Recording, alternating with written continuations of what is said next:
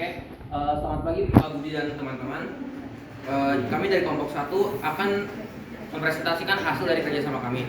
Di sini kami membahas tentang sifat elastis, bahan, stres, dan strain. Sebelumnya kami akan memperkenalkan anggota terlebih dahulu.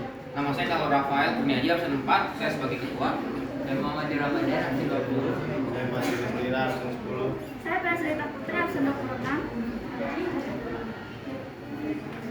Oke. Sifat elastis bahan. Sifat sebuah benda yang dapat berubah bentuk dan ukuran karena suatu gaya, tapi dapat kembali ke bentuk dan ukuran semula jika gaya tersebut dihilangkan, disebut elastisitas.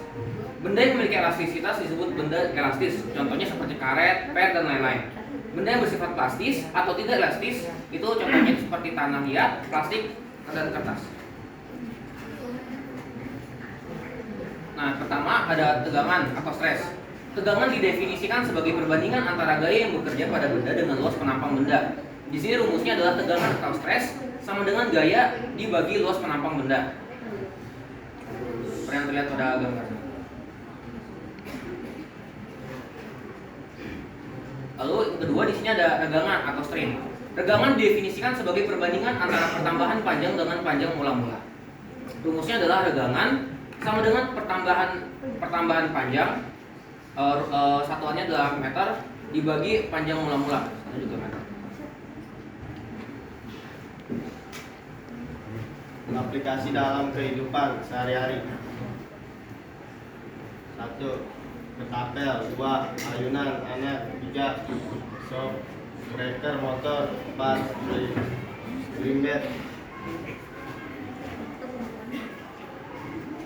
Jadi contoh soal nomor 1 yaitu suatu pegas mempunyai sifat elastis yang luas penampangnya 100 meter persegi. Apabila pegas ditarik dengan gaya 150 Newton, maka berapa tegangan yang terjadi pada pegas? Diketahui bahwa luas penampang adalah 100 meter persegi dan gaya 150 Newton. Ditanya berapa tegangan yang terjadi pada pegas?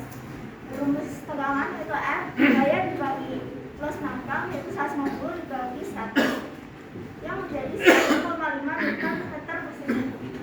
Soal nomor 2, suatu pegas memiliki sifat elastis yang luas penampangnya 150 meter persegi.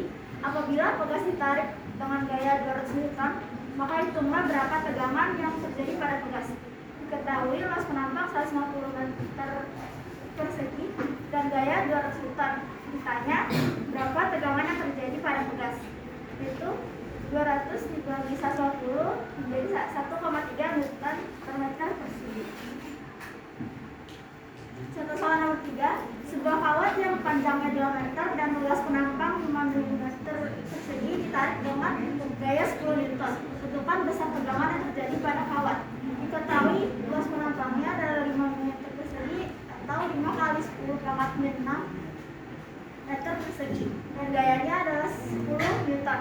Ditanya tentukan besar tegangan yang terjadi pada kawat, yaitu 10 bagi 5 kali 10 pangkat 6 dan menjadi 2 kali 10 pangkat 6 Newton per meter persegi, jadi 2 juta Newton per meter persegi.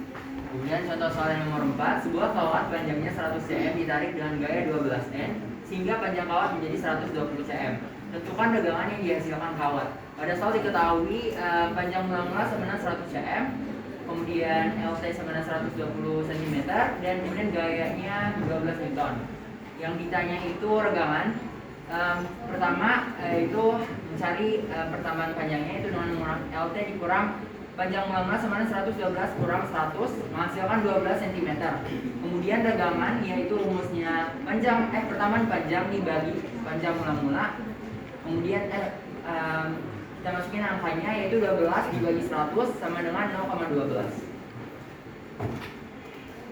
Kemudian contoh soal nomor 5, sebuah pegas dengan panjang mula-mula 10 cm kemudian diberi beban ternyata panjangnya menjadi 12 cm.